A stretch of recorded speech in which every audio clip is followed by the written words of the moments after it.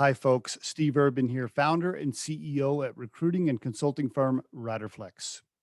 If you think today's tip or guest interview can help someone you know, please share this with them. And if you enjoy listening to our show, please subscribe to our channel and hit the like button on the episodes. Finally, aside from our podcast, our day job here at Riderflex is to provide recruiting, staffing, and consulting services. You can visit riderflex.com to learn more about us and get the information on the services we provide. And now, a quick word from our sponsor and friends at Marketing 360. Try the #1 marketing platform for small business. Everything you need from design to marketing to CRM. Learn more at marketing360.com. Marketing 360. Fuel your brand.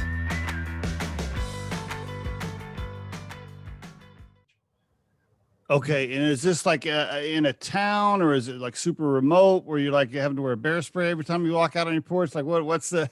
Well, my sons are learning bear spray, not only to protect us from bears, but it's calving season right now for moose. And a cow just attacked my good friend down the road the other day. Literally, he's a bigger man than me and knocked him right down and stepped on him twice. So you got to have that out, because moose kill more people than bears, believe it or not, in Alaska. I believe that. That sounds right. Yep, that sounds right. Interesting you mentioned that. I was just doing some camping up in Wyoming, right over the Colorado border, and I had come back to my spot after doing a little ATV trail riding, and I was sitting in my chair just having a beer, just kind of relaxing for a minute. And I was behind these trees. Yeah. Big moose comes walking around the corner. He didn't smell me because I was downwind, and he comes around the corner, and he's probably 100 yards from me, maybe less, maybe 70 yards or so. And less than that. He was like 50 yards away. Anyway, he stops, you can tell he's like, oh, he sees me. And, so I was thinking the same thing. I'm like, people get charged by these things all the time. And I just sat there, I didn't move, and he just slowly drifted off. So, Well, to answer your question, we're if you look at the map, Denali National Park has only one entrance. We're basically 13 miles south of there, in a little enclave of a couple houses called Carlo Creek. Okay. And it's where the road is the closest in that area. It's where the road is closest to the mountains, because it's right at the top of the Alaskan range. So I've been waiting, or my wife and I've been waiting for over 20 some years to get land in this area. And we finally got first refusal rights on the original homestead of that area. And cool. We jumped at it, and it was a great experience. I'm grateful for it. And is it like an acre? Is it like an acre, 2 acres, 5 acres? What, how much is it? 5 acres. 5 acres. Nice. Okay. Very good. Awesome, man. I know you like Alaska. I know you like the outdoors. I know you're huge on that stuff. So that's a big win for you. Yeah. Thank you. I appreciate it. And you're okay with the winters up there. Your wife's okay with the winters. Yeah, we're gonna stay up there this winter. We'll probably do a quick trip to Nicaragua or Ecuador for a month and a half, and because part of my business model is that I'll just do virtual coaching and then go to the lower 48 or to Alaska to do face-to-face coaching with clients, or possibly bring them down to me, because I'm now doing a global adventure coaching practice where I take my clients, not only in Alaska, I've taken many clients in Alaska, but now I've taken my clients where I'd like to go, and I have a lot of contacts for the logistics, right? Mm-hmm. So I'll take them to the cigar factories in Nicaragua, Ecuador, to the Trek de Condor, high in the Andes Mountains, or even Peru, down in Satipo to the Frontera, go way in the deep of the Amazonas for that part of the world, for example. But other places like Scotland for Scotch and castles in the lochs, if you will, and then Mongolia, Kazakhstan for the golden eagle hunters, Petra or Wadi Rum in Jordan. So that's what I'm offering now. I'm finally stepping into all things Mike Green leadership. Okay, so let's get into that a little bit. By the way, we're already recording. We're already live, so we'll just keep rolling. We'll just keep rolling with it. But before we get into Mike Green leadership, though, before we get into your business, your practice, let's go back for a minute and just A little bit about you growing up. Why don't you give the listeners a little history, family, early life, maybe a little bit of early career, before you got into the coaching. Give a little history for everybody. Go for it. I appreciate it. So I grew up in Western New York at a place called Hornell, New York. My father was a fourth generation railroader. We grew up in a very small house up on a hill, and we the Greens were always known for hard work, and we come from a town where your word is your iron, and if you say you're going to do something, you do it, and you do it to your best. And my father taught me how to hunt, and my father not only took me but my friends out and taught us how to hunt and did outdoor activities all the time. And from that, I got a love of the outdoors. Okay. And then later on in life, I found a book called Rahal. Rahal is Arabic for to travel or travel journal or travel journey. And it's by Ibn Battuta. And I read that when I was 15 doing a book report. So now I just dated myself. I did a book report about traveling. And I learned in the first couple of pages of that book about reading about Ibn Battuta that if you give up yourself, you can travel the world. Because this man ultimately traveled 70,000 miles in the 1400s all around Islamic countries, etc. Okay. So I learned that right there. And then I knew that something changed within me, but I didn't know what yet or when. And then ultimately, fast forward, I was a kid in high school. My father's a railroader, we didn't make much money, but we were able to get financial aid to send me to an outward bound course in the Ely, Minnesota for Voyager Outward Bound. So Outward Bound is an experiential education program to take you outdoors to learn about yourself and put you in predicaments to show yourself that you can do so much more than you ever thought. Mm-hmm. And it was my senior year in high school. Nobody understood why I would want to do it my senior year in high school. I was wrestling pretty well. I was doing really well with tournaments and stuff. Slated to possibly win my weight class in 2 of the tournaments that I was in. And so I went to, my parents applied for financial aid, and I got accepted to do a 2-week dog sledding course in Ely, Minnesota, 2 weeks of dog sledding, cross country skiing in the winter, dead of winter, after Christmas, through the New Year. And that was the best thing I've ever done in my life, and I learned about self-sufficiency, craftsmanship, self-reliance, and things like that. And then I knew, and that was the first time I ever heard in my entire life, that people can actually work, that people actually do work outside of a 9-to-5 job. My dad worked 9 to 5. And I asked my instructor, I go, so you work seasonally? What is this you speak of? Yeah, they work all winter and they play all spring. I go, that's what I want to do. Ultimately, after that, I got my I got my criminal justice degree to fall back on. And then ultimately, I started doing Outward Bound as an instructor with adjudicated youth, mainly in Florida. Or I started in Washington State and eventually went over to Florida. And then the Russian government heard about, experiential education, and they wanted to start a program to stem the flow of adjudicated youth from adjudicated juvenile crime into mafia crime. And because they were either jumping.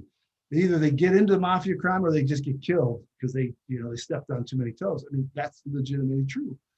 And so ultimately I got hired to start an experiential education program as well as teach spoken American English in the Oblast of Russia. So Russia itself has its own state, which they call an oblast, we call it state. So I taught spoken American English there for a while. Then I started an experiential education program, helped them through that, spent 6 months there. And then I ultimately just jumped around Europe and different Outward Bound schools and supported them. And that's where I started learning about really getting into the traveling and really seeing that you can live a life out of this. And part of Outward Bound, or part of the experiential education, is help coach people through stepping into the unknown, into that point where they're uncomfortable. And that's where my coaching really started, and the juvenile years, if you will, of the coaching practice.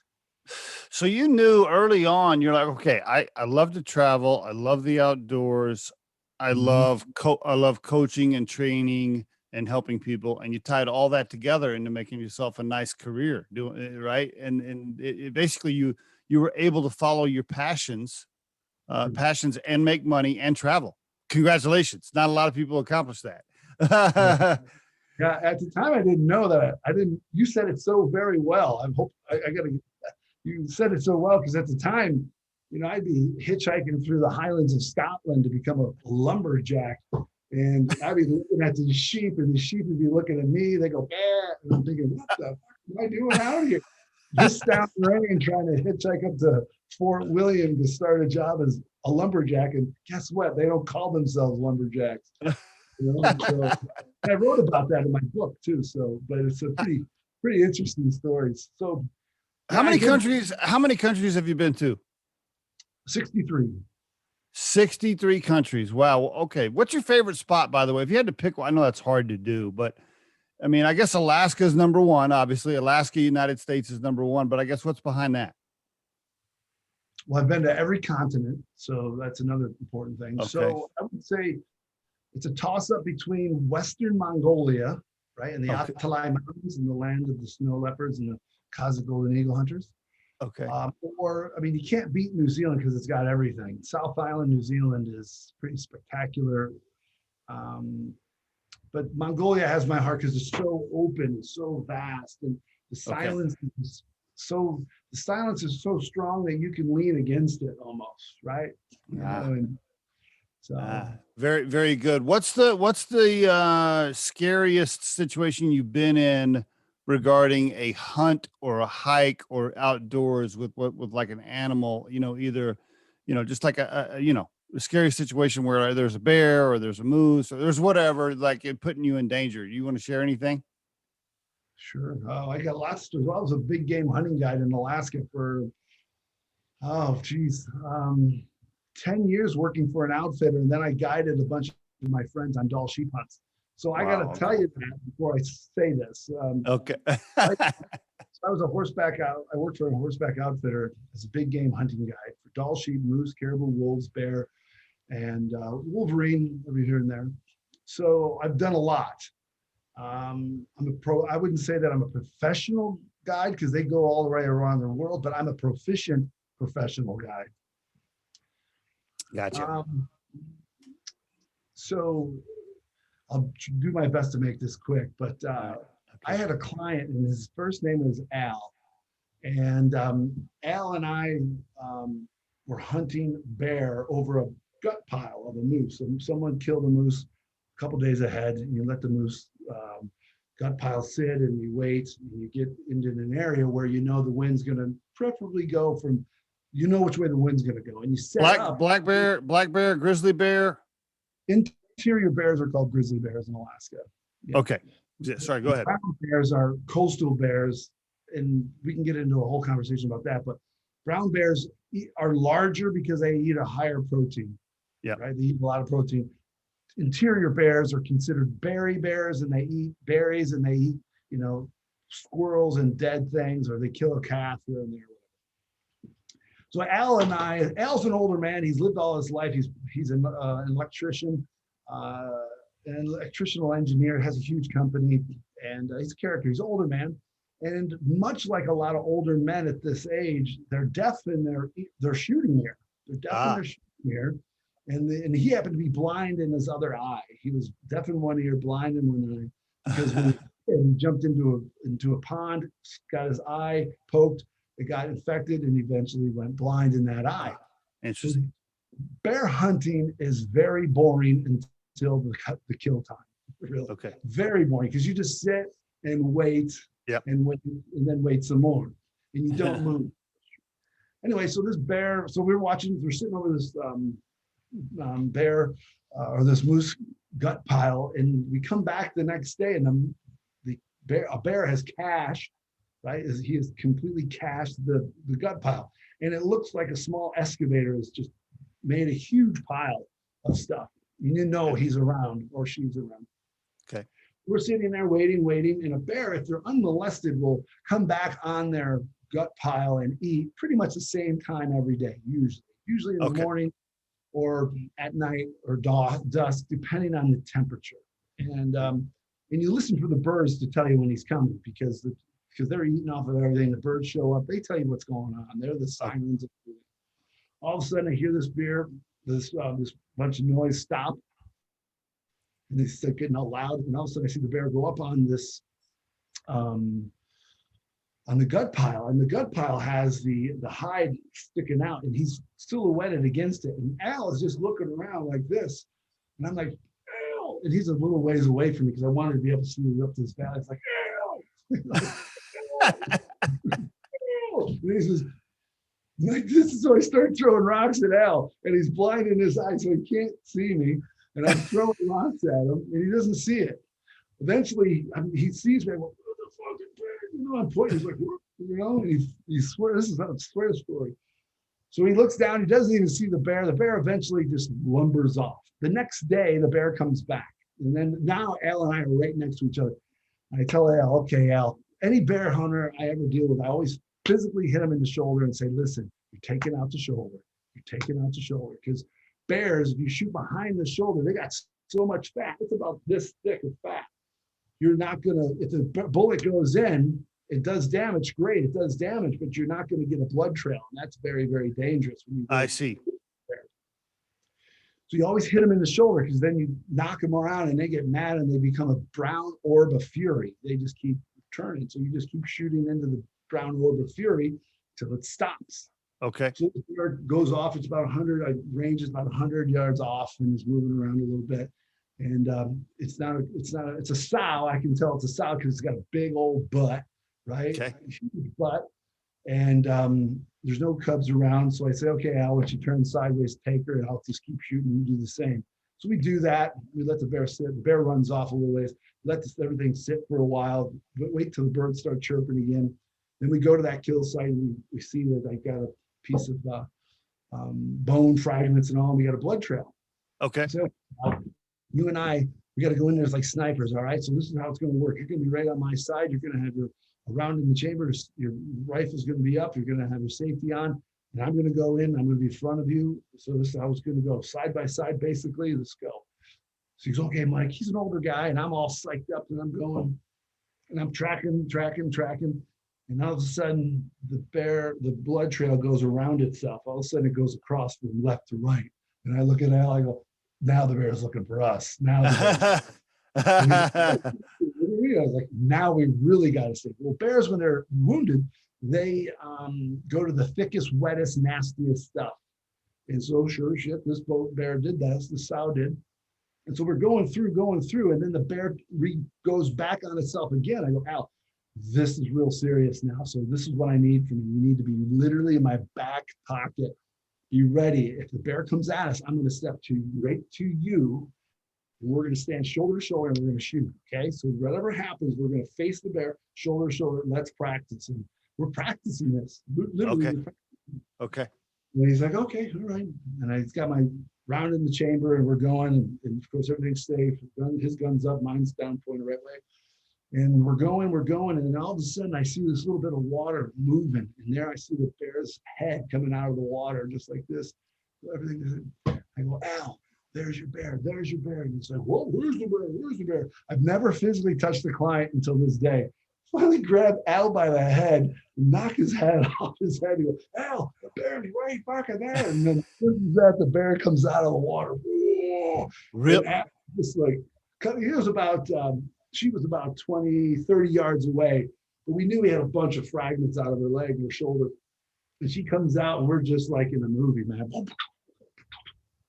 And took it out. But unfortunately, the bear falls back into this huge hole, of which I have to go under the water, get my shoulder up, and push her out. Because anyway. Wow. That's a good story. Wow, that's a good. Yeah, no, that's a good one. But yeah, it's super heavy to get her out of the water, right? Had to be. Oh man.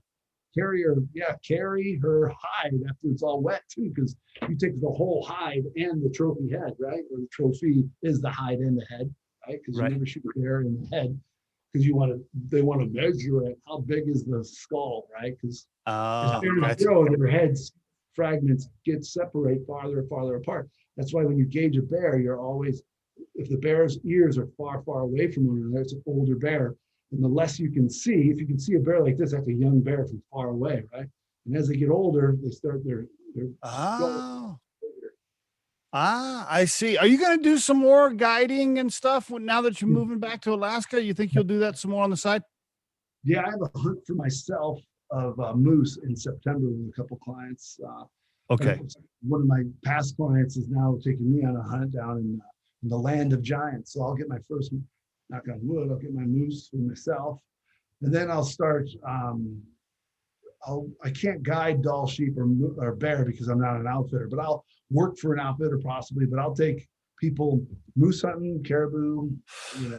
Can I ask, but now we'll get off the hunting because I know we could talk for hours on that, but on the moose, can I ask a question?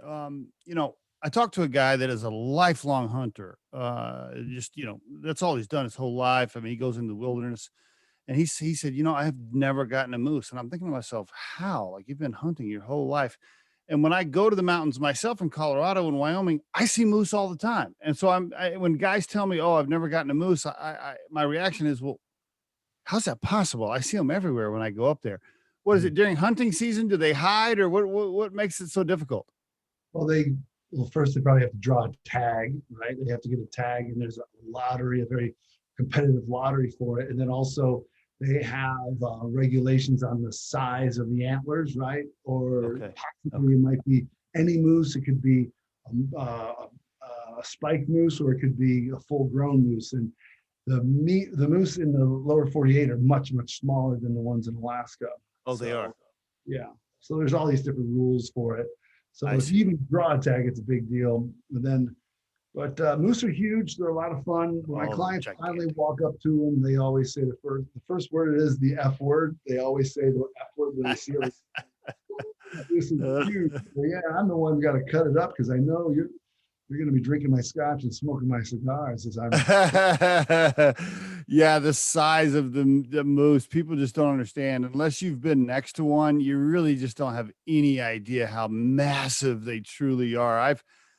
One came out of I was riding my ATV on a forest road in Colorado, and one came out of the trees, didn't see me until he kind of got up next to my ATV, and then he turned sideways, and I'm like looking, I mean, Jesus Christ, man, they are massive animals.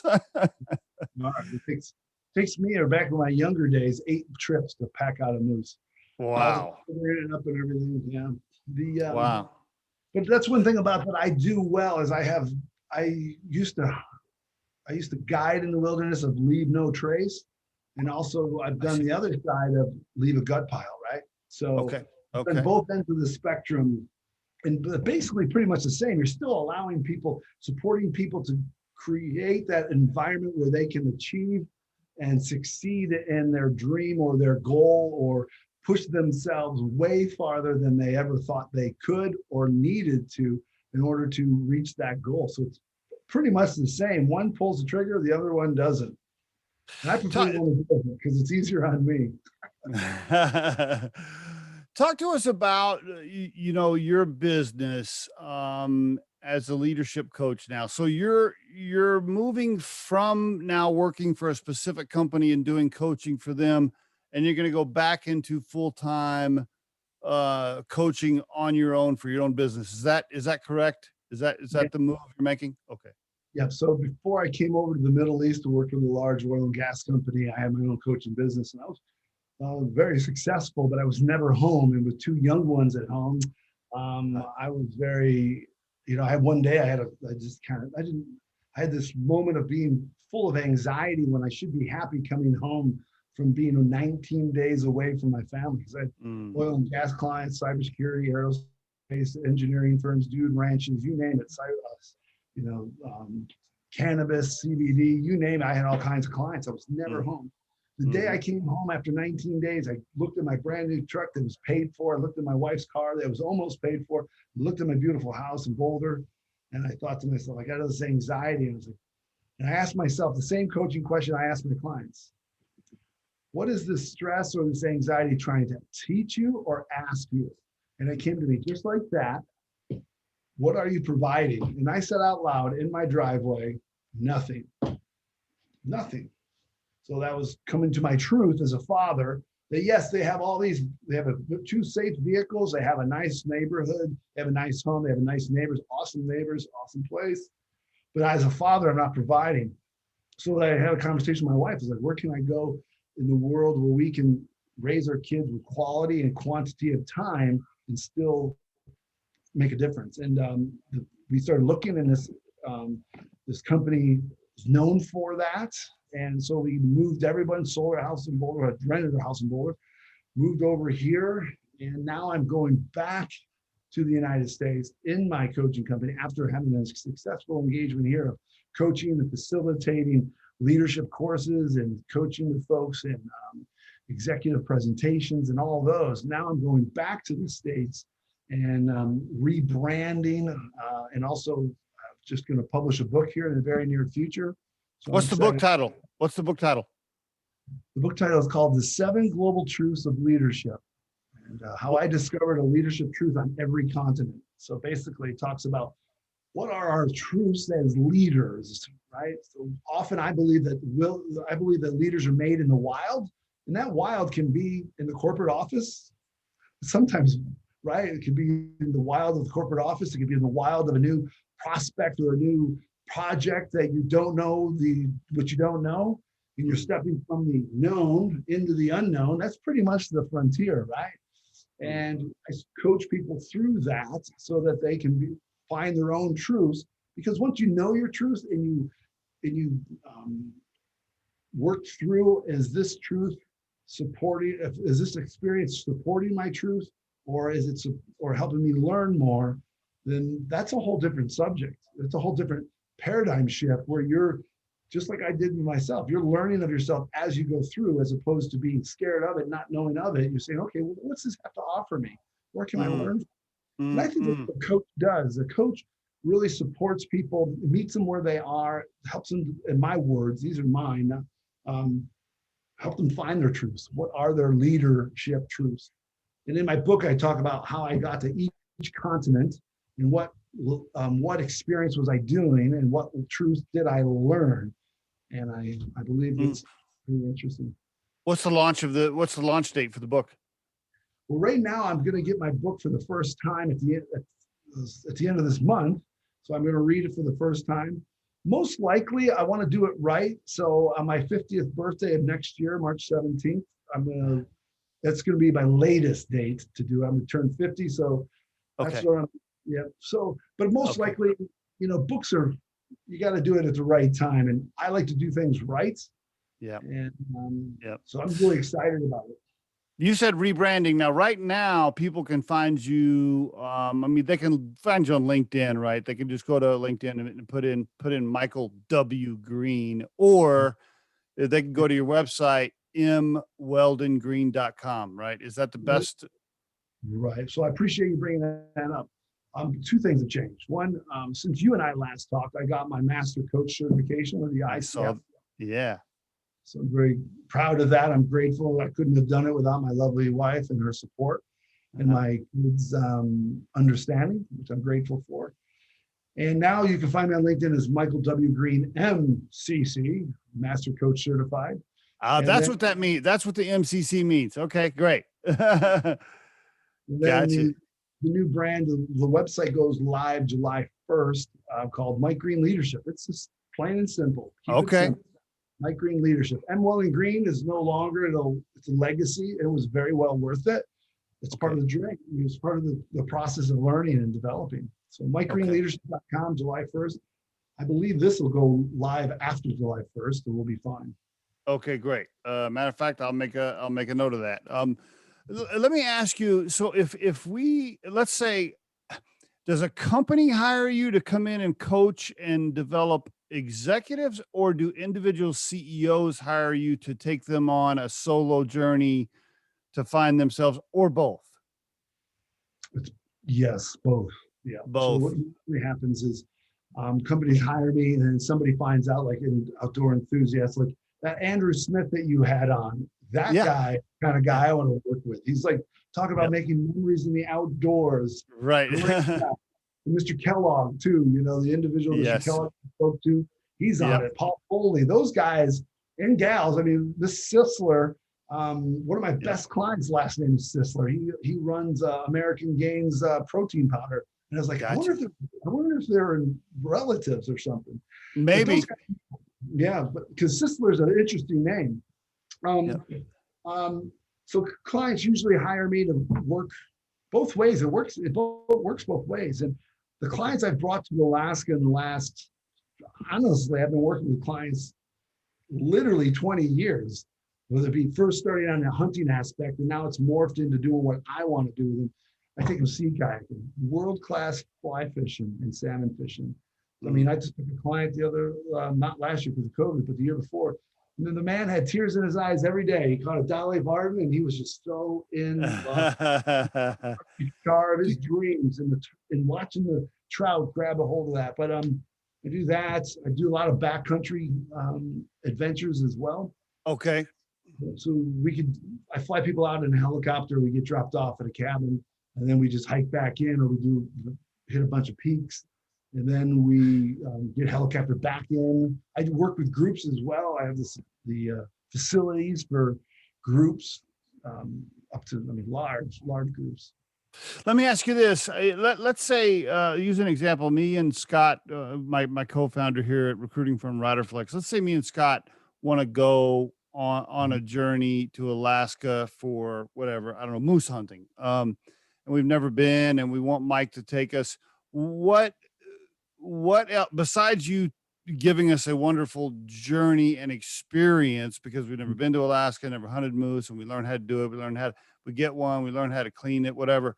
Besides that, is it during the day or at night around the campfire? Is that when the coaching and the training and the conversations come in that are targeted at specific things we agreed on ahead of time? Like, hey, I want to be a better leader, or I want to, whatever my goals are. Do you orchestrate it so that it's targeted at certain things that we talk about during the journey? How does that work? Great question. So we'll start off with keeping it simple, because moose hunting is a logistical experience, and it's another animal in itself. Yeah. Literally. Yep. Right. What happens is normally I will be working with you prior to you coming to Alaska. So we've already had that rapport. We've already working on what's important to you. And much like a lot of my clients, males and females, by the way, they want to do something for themselves for the first time in a very long time. And they want to get away and detach and recharge and understand, just get stripped away of all the other stuff. And I'm not saying the stuff is negative. I'm just saying the stuff. They want to get back to their core. I had a client that just said to me one day, he said, Mike, I am done doing things. I haven't done anything for myself in 14 years. This is time for me to do it for myself. Normally, I'll just say this in a blanket way. Normally, when I've been coaching them up to that point, they're coming there to find out one question they want answered. And what's one question that if you could get answered that you talk to yourself with, or it's that, what's that one question you want answered? We'll work towards that. I guarantee you on usually day 2 out in the bush, they're looking at their phones and they're trying to get service, and they always get nervous. And once they get away from this phone and they really learn that they're out there, lots of things come back to talk to you. And there's a lot of time I do develop, to answer your question, I do put in time where they're out by themselves for a period of time. Whether it be on top of a peak, whether I specifically say we're going to be on top of this peak and we're going to get weather stress because the weather's coming in, we're not going down for a while. And we have conversations around what did you learn about yourself today that you didn't know earlier, and how can you apply it to what's going on? They journal, they have a journal that they work on every night. There's a journal time. I see. Yep. And then also we do a lot of identification of sounds, things that they normally wouldn't see or they do see, but be more aware. I do a lot of awareness. What are you hearing right now? What are you seeing? What does that tell you? Which way is the wind blowing? And then I morph that into how does this apply to your life? And that's just a big blanket question around a campfire. And you get a lot of serious stuff happens. I mean, a lot of stuff. Are there is whiskey and cannabis and mushrooms? Do we get to do that around the campfire? What's involved? I'm open for whatever the person needs within reason. Oh, it's not like we're going to be Lord of the Flies around a campfire. But well, I've seen people do that before. uh, A lot I'm of just, funny stories. Prince William uh, is a great place to shroom. It's awesome, you know. Matter of fact, the first time I ever did was in the Prince William Sound. is that Um, right? Okay. but I yeah, mean, that'd that's be, yeah, the go good ahead. things in life. Yeah, the good things. Usually, if the whiskey comes out and those other things come out, I usually draw a line, or there's a line. We speak about what's about to take place, and that it's up to you to take the value from it. I'm gonna, I'm not gonna say that there's no value in having a couple good swigs of scotch and a fine cigar that I have sent to me from Nicaragua from my great friends. Or I'm not saying that there's nothing that can enhance your experience like psychedelics. That's for you to decide. I'm there I to see. support you. And number one, keep you physically and emotionally safe. Right. Right. Yeah. Yeah. You don't want to, I don't want to die on one of the journeys, but I do want to have a good time. Yeah. Do you prefer, Yeah. to do coaching outside on journeys, or I'm sure you do, right? Like you doing coaching sessions in a conference room in a big building in a city, like that's probably not your favorite. I'm just guessing. I appreciate all of it, and there's a place for it all. My goal is to have somebody get excited about going someplace that they've always wanted to go and Okay. not think about anything. Like Mhm. literally, if you and Scott arrived, Mhm. you wouldn't think about logistics or anything until from the time I pick you up to the time I drop you back off the airport. You literally don't worry about anything other than just experience everything. Literally, that's it. Um, Yeah. but Yeah. I like doing virtual coaching as well. No problems with that. Okay. I do a lot of virtual coaching now here in the Middle East. And that's really a game changer because their culture is all about face to face. I spend 25 minutes ahead of time just talking about their family. Yeah. They are a face to face culture. This is a huge switch for them. And then I Is also it is the majority of your stuff I want to find myself, or I'm having conflict at work with people, or I want to be a better leader? Like what is the majority topic or of the sessions? Most of the time when people call, like, yeah, what are they telling you? I just want to be a better leader, or I'm super stressed, or I got emotional issues. What's the main? I'm trying to think of the right word. What's the main topic that you're usually focused on? I find all of those a lot. What's one thing that's really interesting is that everyone knows that what got them where they are today won't get them where they need to go, and that they Okay. need somebody they can confide in, right? And they can't Mm, keep bringing it home to their spouse. They can't keep mm, bringing it to a board member. They know they need to work it out themselves. That's the okay. fundamental number one. Number two is that they want to learn how to do this, self-regulate themselves or coach themselves. And that's how I coach people. I coach people in engagements of 6 months minimum, 9 months.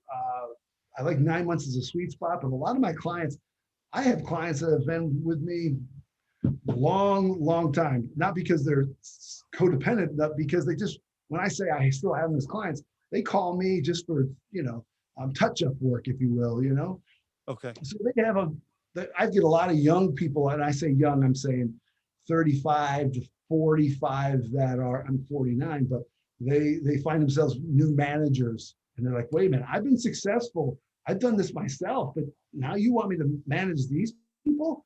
Mm, I mm, have no idea. And that's why I help them find the truth. And that's what I hope they get from the book is that when they read the book, that your leadership truth is within you, but you're not going to find it by not leaving the known. You got to step into the unknown, much like a Joseph Campbell hero's journey. And I support you on that. What are your truths? Because once you know your truths, then a lot of decisions are made for you or helped you make your decisions. You know, there's a lot of there's a lot of coaches, right? If I go on LinkedIn and I put in like, you know, leadership coach or whatever, personal coach, I mean, they're just all over the place. There's, you know, I don't know, 100,000 or a million of them. Yeah.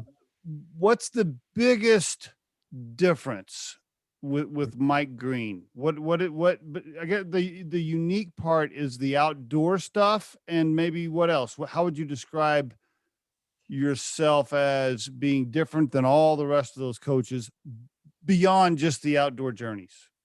Great question. I'm grateful for all the other coaches out there. Um, what differentiates me from everyone else is that I've taken the long journey through life to understand the human experience. Mm, And I've put myself out there in many, many different ways. mhm, And when we coach people, I think one thing all coaches can agree that we support people doing something that either scares them or they're going into the unknown. mm, I've done that a bunch of times for myself and in different environments, much like they've been in. So it doesn't matter if it's a CEO in a C-suite or if it's somebody or somebody new in a new startup. I've supported someone like them. And also another differentiator is, I really don't even like saying it, but getting a master coach certification is no easy task. I have over okay. 11,000 hours that I've had to document just to be able to do it. So I do have the structure of a coaching conversation that is deemed, you know, worthy of the International Coach Federation. But Okay. overall, I'm the kind of individual that has, as I said, walked a long journey and can support everyone. It's interesting you bring that up. So I always kind of laugh, like, I mean, no offense to some of the listeners, but I, you know, if I see like a 28-year-old on LinkedIn that like never has even been a manager of people, and you know, and it says leadership coach, and I'm thinking to myself, like, you don't even have any experiences in life. Well, what are you gonna? What are you coaching? What are you teaching people? I always laugh at that. You know. But great. I'm happy that they put that in there for themselves. Hopefully they grow into it. And I'm not saying that they shouldn't. But I Right. think when you read the book, you'll see that I've led men and women, a very, very diverse group of people on the ice in Antarctica to unload C-17s and load up C-130s to send it to the South Pole. And Mm, so in very intense environments, or I've been a coal miner on the Western Slope over there in Paonia and led men there in the safety aspect, or in Iraq, leading Iraqi men, you know, or all these different areas that you and I have sat and talked before. We have great conversations yeah, about life. And that's what right. it really comes down to, right? It's Yes. about Yes. life work balance and how am I getting value out of my days so that I can show up the best woman, man, father, husband, daughter, wife, anybody. How do you be the best you can? And most importantly, how do you teach yourself to do it so it's sustainable? You Ooh, know, that's good, Mike. You know, I love personally. I can relate to and vouch for going into the wilderness or the mountains and disconnecting from your phone and turning everything off. It is so refreshing. I always come back from the Colorado mountains or the Wyoming mountains mhm. super energized, super refreshed, probably several new ideas that I thought of, right? Because your mind actually has a chance to think about Absolutely. things and be creative besides just looking at your phone. So Mhm. I am a huge fan of it. I think it would be even more beneficial if I was doing it with somebody like you that can coach me and teach me and get me to open my mind even more. So I definitely see the value. I get it, and I see how beneficial it could be. So, yeah, I would love to go on one of those trips. I got to come up to Alaska and have Yeah, you take me on a 3 or 4 day journey where there are no cell phones, right. and we can We can do just it. we can talk about things. The other thing I was going to mention is I'm sure you've seen this 1,000 times, right? CEOs especially, not that other executives and people don't need the same thing, but CEOs or business owners specifically, the amount of stress involved of owning or starting a business small to mid-size, especially, or being a CEO. If people haven't done it, if you're listening to this podcast and you've never been a CEO, you've never owned a business, you just don't understand the amount of stress. And it's hard for me to express it. I know the listeners, they hear that all the time. And they're like, oh yeah, I've heard that being a CEO is stressful, or being a business owner is stressful. No, it is, man. It's super stressful and super hard. And I think it's so beneficial for those personalities to get away with somebody like you. It's just mentally and physically healthy to be able to talk to you confidentially around the campfire. I mean, that's huge. CEOs can't tell their employees everything. They just can't. And their partners or spouses, you can talk to them and they comfort you a little bit, but they still don't quite get it most of the time. Right. So anyway, I'm just ranting, but my point was, my overall point is, I know that it's super beneficial for owners, CEOs, to visit with you and go on those journeys. I'm sure it is. Yeah, I took a client, a nice client from Chevron down to New Zealand for a big hunt down there, and a hunting and fishing trip, and they were just blown away. And they said, "This has taken 5 years of stress off my life in the first day, just living that life." And not only that, but yes, we're doing activities that are great, but then we just have those snippets, those 5-second conversations, or 15-second conversations. Like, so what is this teaching you? Right? Or so we come back to that time. I go, I'm not going to say his name. I'll say, Tom, Tom, when we were down there, when we were in that blind and we had to wait, and they finally happened, and we didn't rush. What's the lesson there? Is this one of those situations that we're currently in? And they go back and they go, you're absolutely right.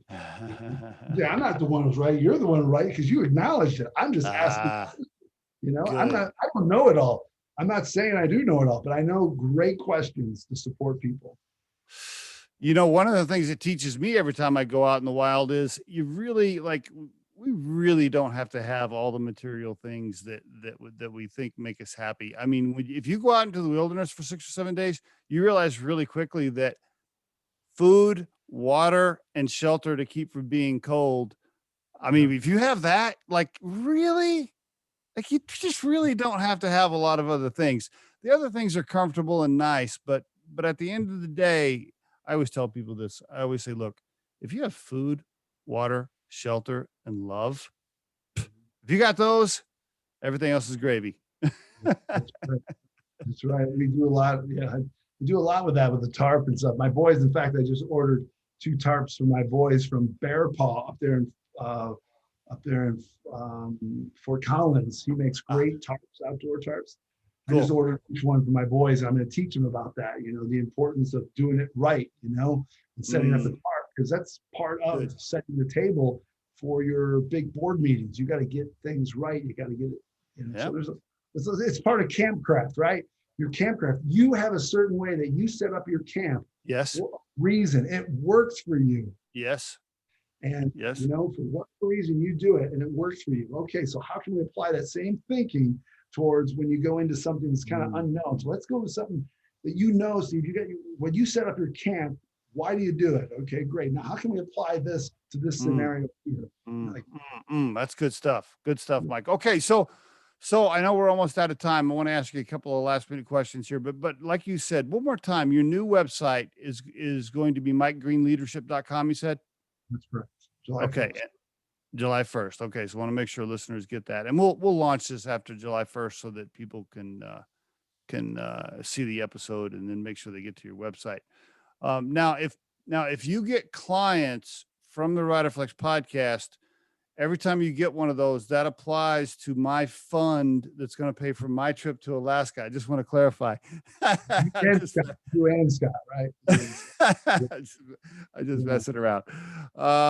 Couple of questions here to wrap up. The table is round, by the way. Table is round. Okay. If you could call the young man coming out of Western New York, when he was 18, 19, knowing what you know now, what would you tell him if you could call him? Oh, wow. That's a good question.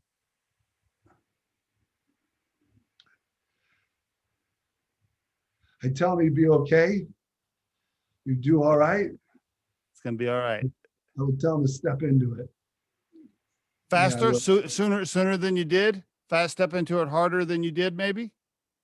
no, I would tell him honestly to slow down. To be Oh, honest okay. with you. Good question, man. Fucking hell. Wow. Yeah. Slow down just to Tell him slow down and enjoy the ride a little bit more. Yes, absolutely. Yeah.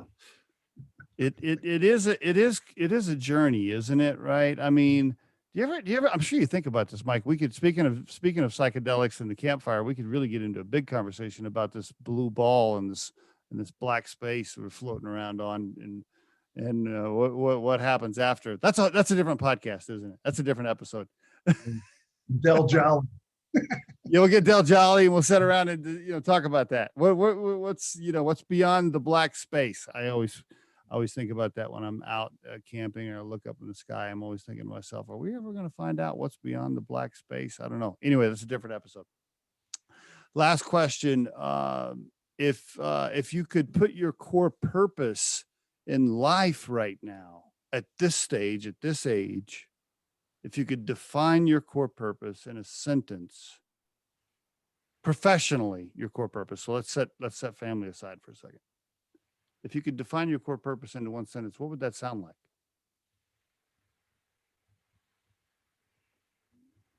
To serve people to be a sustainable, better self. Then yeah, I would think so. To be in service of others, so that they can be a sustainable, better version of themselves continuously. Ooh, I like that. You almost got it right. That's good. That's good. You haven't got that. You got to put that in the book. You have to put that in the book. Yes. Thank you for bringing this up. I can't wait for the book to get out. By the way, one more thing before, on some of these journeys, maybe you could, on some of these trips, wouldn't it be great if you could get some footage, right? If you could get some footage, you could get your clients to okay some of it being recorded. Then you could drop it on a little YouTube channel. That's part of my work for next week. I actually do have a lot of footage, and when you go to my website, you'll have to watch a video first to be able to be able to see it. And there's a lot of footage on there of several of my clients. Good. Life on high on top of mountains before he got altitude stress, being so high up, looking down, going, we got to go down there. This is not. No, I don't want to. You could be like that. Who's the guy that hosts that show, Meat Eaters? What's his name? Steve Rennell or whatever. What I think is his name. Yeah, you could be like him and have all this footage, and I think that'd be cool. I'd like to see some of that. But anyway, congratulations on everything, Mike. I know you personally, so I already know you're a great guy individually, just as a human being. And I'm proud of the business that you've built here. Congratulations on the certification. I know you're going to continue to kick ass. You're going to have Fortune 500 CEOs flying up to Alaska, and you're going to be carting them around. Wouldn't that be great if you get the super cocky, big time CEO that thinks he's all that or whatever, and you get him out to the wilderness and he's like crying over in the tent, and you're having to console him. I can't all my experiences with clients are confidential. Thank you for being on the Riderflex podcast, Mike. I really appreciate it. It's been a joy. I'm grateful to finally spend time with you.